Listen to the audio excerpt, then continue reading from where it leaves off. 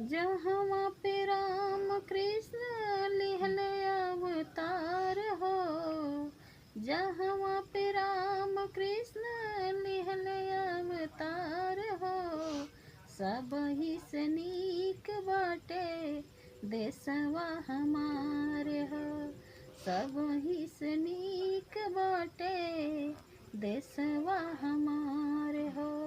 सोने की चिड़िया कहे सारा संसार हो, सोने की चिड़िया कहे सारा संसार हो, सब ही से नीक बाटे देशवा हमारे हो, सब ही से नीक बाटे देशवा हमारे हो।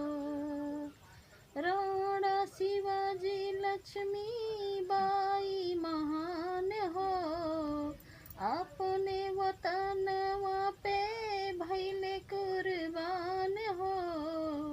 राणा शिवाजी लक्ष्मी बाई महान हो, अपने वतनवा पे भइले कुर्बान हो।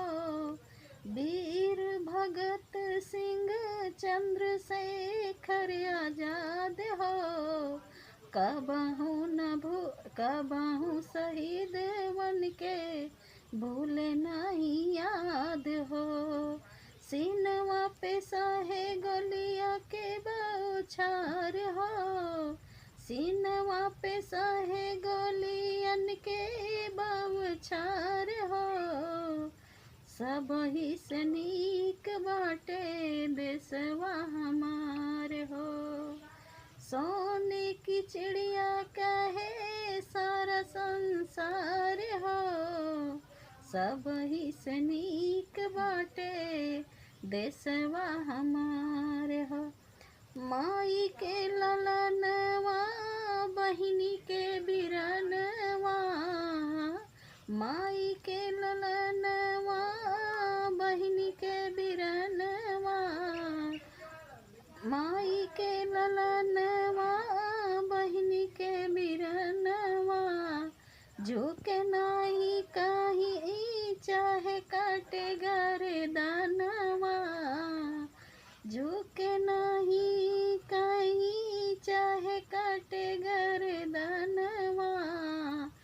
सरहद पे आके बढ़े पीठ ना दिखाए हो, सरहद पे आके बढ़े पीठ ना दिखाए हो।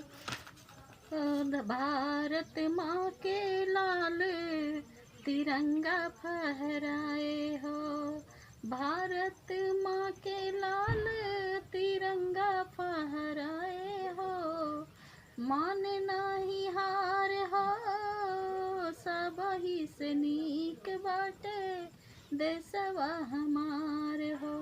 मान नाही हार हो, सब ही से नीक बाटे देशवा हमारे हो।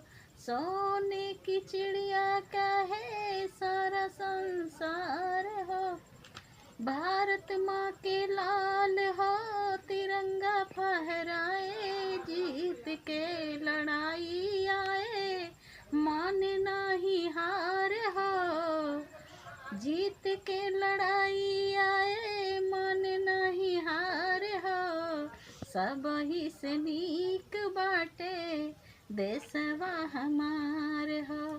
सोने की चिड़िया कहे सारा संसार हो, सोने की चिड़िया कहे सारा संसार हो, सब ही से नीक बाटे देशवा हमार हो।